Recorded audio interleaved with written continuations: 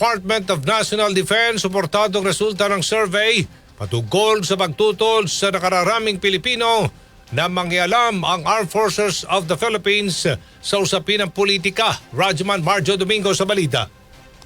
Suportado ng Department of National Defense ang resulta ng tugon ng masa survey ng Okta Research patungkol sa pagtutol ng mga Pilipino na mangialam ang Armed Forces of the Philippines sa usapin ng politika. Sa pahayag ng DND, sinabi nito na ang lumabas na survey ay nagpapakita ng mature democracy at nagpapatunay ng pangako ng AFP sa pagiging non-partisan nito at pagtutok sa pagdepensa sa bansa. Ayon pa sa ehensya, may ilang mga grupo o nagpapakalat ng mga maling impormasyon na nangangialam umano ang militar para sa pansariling agenda. Dagdag pa nito, balak din umano ng mga nasabing grupo na basagin ang panawagan para sa pananagutan at kalinawan ng mga Pilipino. Matatandaan na nagbigay din ng pahayag ng AFP patungkol sa naging resulta ng nasabing survey kung saan sinabi na ito na hindi sila makikipaglaro sa politika, sa halip ay tututukan nila ang pagprotekta sa bansa. Kasama mo sa DZXL RMN Manila, Rajman Marjo Domingo, Tatak RMN.